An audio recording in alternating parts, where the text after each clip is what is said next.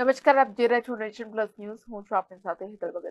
One સેતુ ચેતન યાત્રાના ત્રીજા દિવસે છોટાઉદેપુર જિલ્લાના નસવાડી ખાતે મંત્રી મુકેશ પટેલની ઉપસ્થિતિમાં ભવ્ય સ્વાગત કરાયું હતું.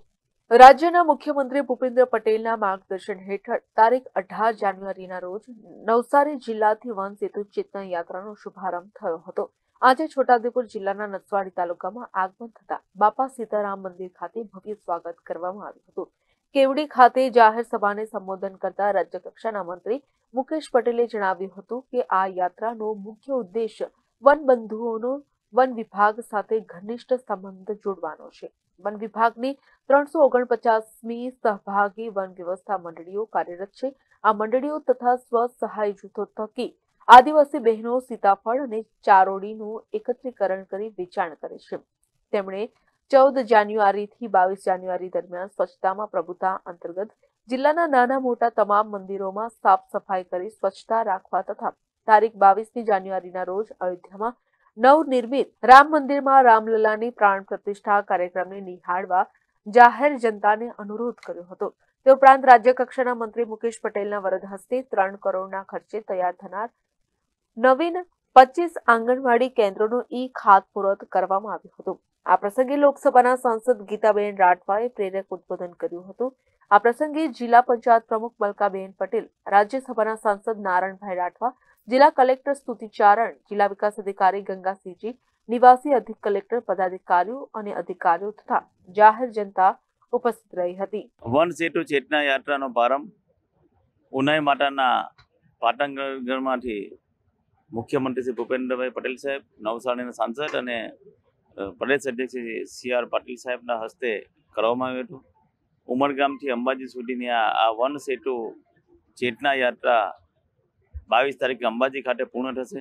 લગભગ 14 જેટલા જિલ્લાઓમાં ફરીને આ યાત્રા જવાની. ત્યારે વનની વચ્ચે કામ કરતા વનવાસીઓ, અધિકારીઓ વચ્ચે કોઈ નાના મોટા અણબનાવ ના બને, બંને સાથે મળીને હર હંમેશા વર્ષોથી કામ કરતા અને કામ કરે, એના બંને વચ્ચેનો એક સેતુ બને અને એક નવી જંગલની અંદર ચેતના જાગે, એના આ ઉદ્દેશ્ય સાથે આ યાત્રા નીકળી છે. સાથે સાથે દેશના વડાપ્રધાન નરેન્દ્રભાઈ મોદી સાહેબે વનવાસીઓ માટે વન બંધુ કલ્યાણ યોજના 15,000 કરોડથી ચાલુ કરીને આજે યોજના 1 લાખ કરોડ પર પહોંચી છે.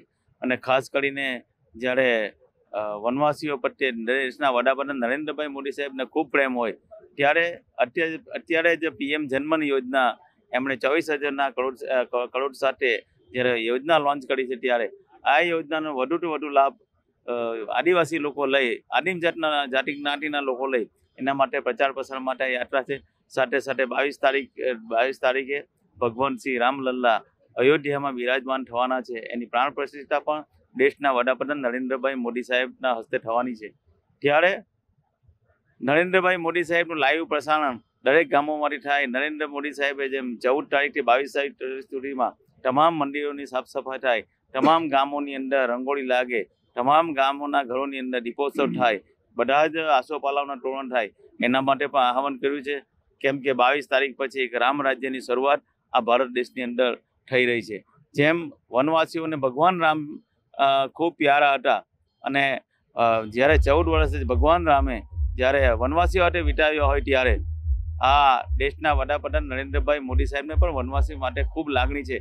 એટલે હું ભગવાન રામની સમકક્ષ હું દેશના વડાપ્રધાન નરેન્દ્રભાઈ મોદીને પણ કહેવું તો ખોટું નથી, કેમ કે એમણે આદિવાસીના કલ્યાણ માટે આજના યુગના એ ભગવાન રામ જ છે.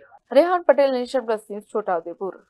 સમાચારોના સતત અપડેટ માટે નેશન પ્લસ ન્યૂઝના YouTube ચેનલને સબસ્ક્રાઇબ કરો, બેલ આઇકન દબાવો અને ફોલો કરો Instagram, Facebook અને Twitter પર.